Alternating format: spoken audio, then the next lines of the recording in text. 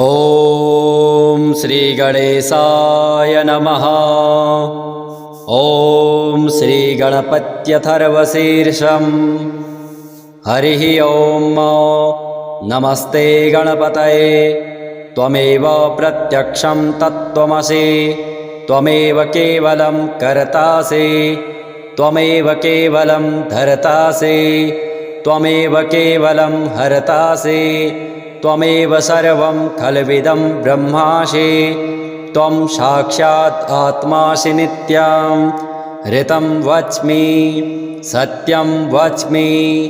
अवत्वं माम अवक्तारम् अवशोतारम् अवदातारम् अवधातारम् अवानुचानमवशिष्याम् औपश्चात्तात अवपुरस्तात् अवोत्तरात्तात अवदक्षिणात्तात अवच्चोद्धरात्तात अवाधरात्तात सर्वतो मां पाहि पाहि समन्तात। त्वं वाङ्मयस्त्वं चिन्मयः त्वमानन्दमयस्त्वं ब्रह्ममयः। त्वं सच्चिदानन्दाद्वितीयोऽसि। त्वं प्रत्यक्षं ब्रह्मासि। त्वं ज्ञानमयो विज्ञानमयोऽसि। सर्वं जगदिदं तत्तो जायते। सर्वं जगदिदं त्वत्तिष्ठति। सर्वं जगदिदं त्वयि लयमेष्यति। सर्वं जगदिदं त्वयि प्रत्येति।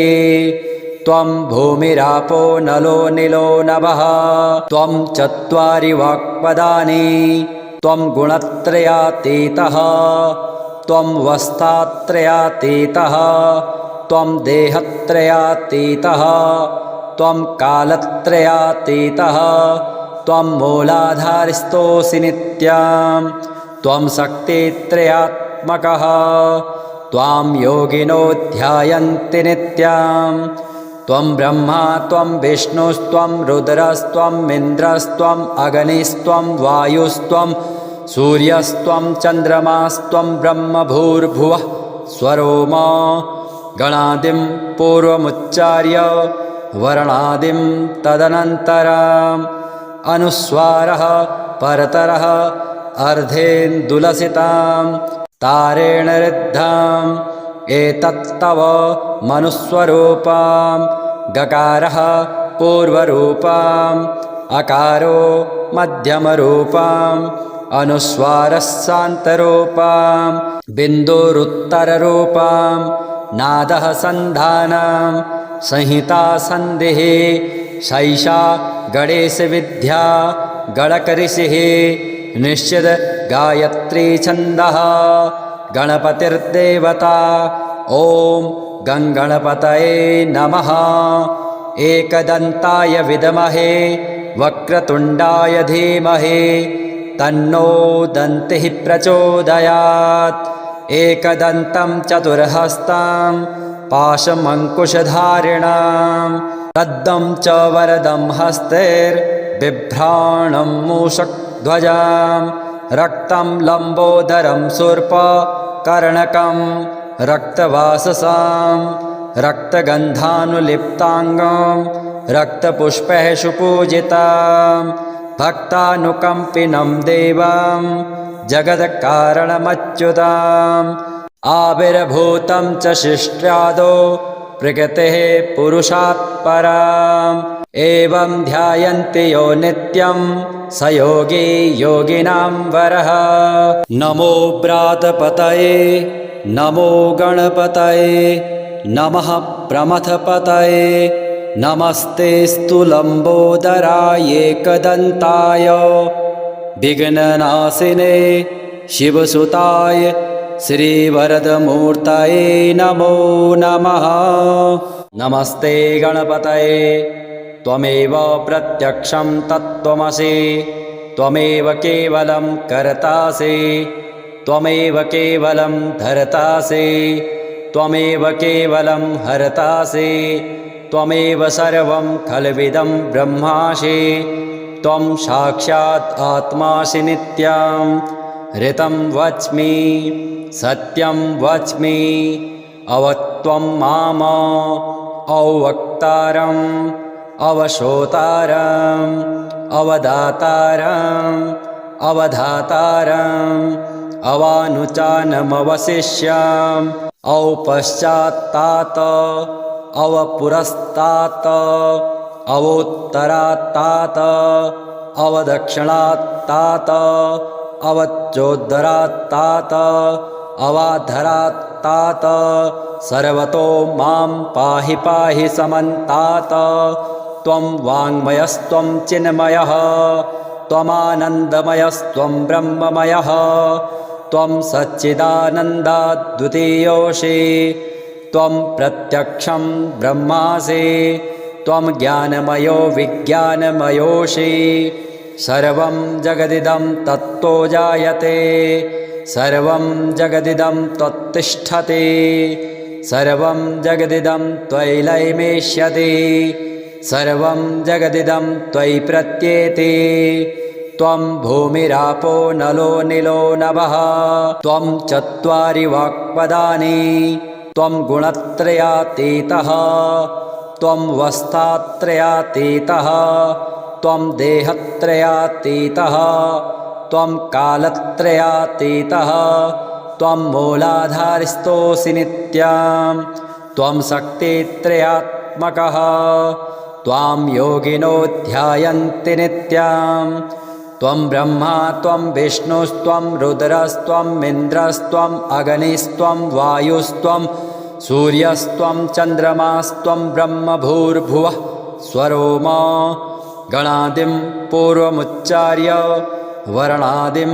तदनन्तरम् अनुस्वारः परतरः अर्धेन्दुलसितां तारेण ऋद्धाम् एतत्तव मनुस्वरूपां गकारः पूर्वरूपाम् अकारो मध्यमरूपाम् अनुस्वारः शान्तरूपां बिन्दुरुत्तररूपां नादः सन्धानं संहिता सन्धिः शैषा गणेशविद्या गणकऋषिः निश्चित गायत्री छन्दः गणपतिर्देवता ॐ गङ्गणपतये नमः एकदन्ताय विद्महे वक्रतुण्डाय धीमहि तन्नो दन्तिः प्रचोदयात् एकदन्तं चतुर्हस्तं पाशमङ्कुशधारिणां तद्दं च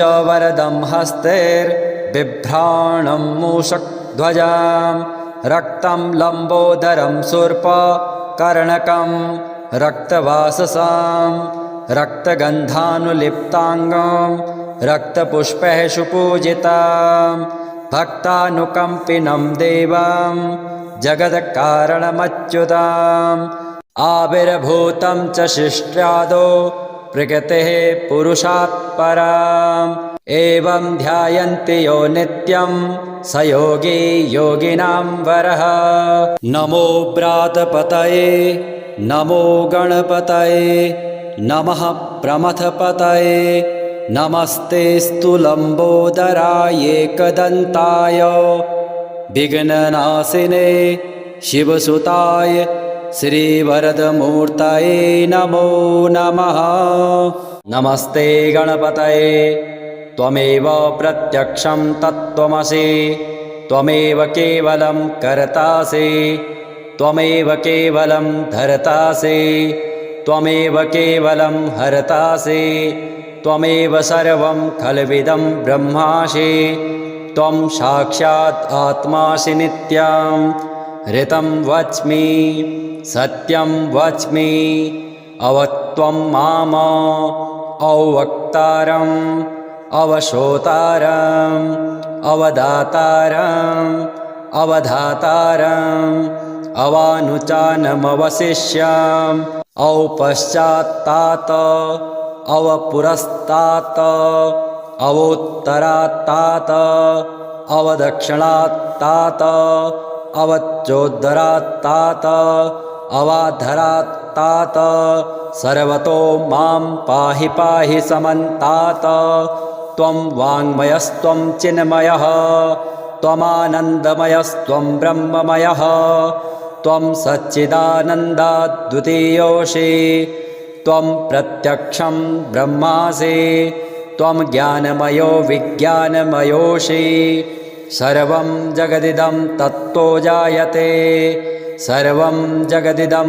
त्वत्तिष्ठति सर्वं जगदिदं त्वयि लयमेष्यति सर्वं जगदिदं त्वयि प्रत्येति त्वं भूमिरापो नलो निलो नभः त्वं चत्वारि वाक्पदानि त्वं गुणत्रयातीतः त्वं वस्थात्रयातीतः त्वं देहत्रयातीतः त्वं कालत्रयातीतः त्वं मूलाधारस्थोऽसि नित्यं त्वं शक्तित्रयात्मकः त्वां योगिनो ध्यायन्ति नित्यं त्वं ब्रह्मा त्वं विष्णुस्त्वं रुद्रस्त्वम् इन्द्रस्त्वम् अग्निस्त्वं वायुस्त्वं सूर्यस्त्वं चन्द्रमास्त्वं ब्रह्मभूर्भुवः स्वरोमा गणादिं पूर्वमुच्चार्य वर्णादिं तदनन्तरम् अनुस्वारः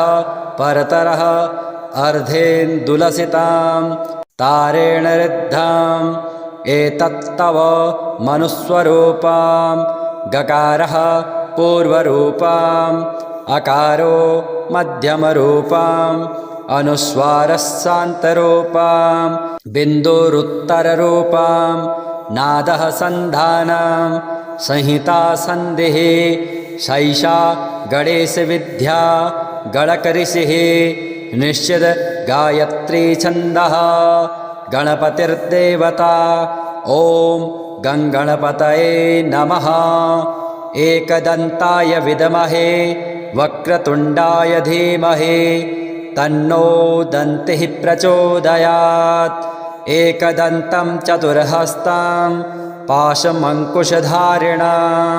रद्दं च वरदं हस्तैर्बिभ्राणं मूषकध्वजां रक्तं लम्बोदरं शूर्पकर्णकं रक्तवाससां रक्तगन्धानुलिप्ताङ्गं रक्तपुष्पैः सुपूजितां भक्तानुकम्पिनं देवं जगत्कारणमच्युताम् आविर्भूतं च शिष्ट्यादो प्रकृतेः पुरुषात् पराम् एवं ध्यायन्ति यो नित्यं स योगी योगिनां वरः नमो व्रातपतये नमो गणपतये नमः प्रमथपतये नमस्तेऽस्तु लम्बोदराय एकदन्ताय विघ्ननाशिने शिवसुताय श्रीवरदमूर्तये नमो नमः।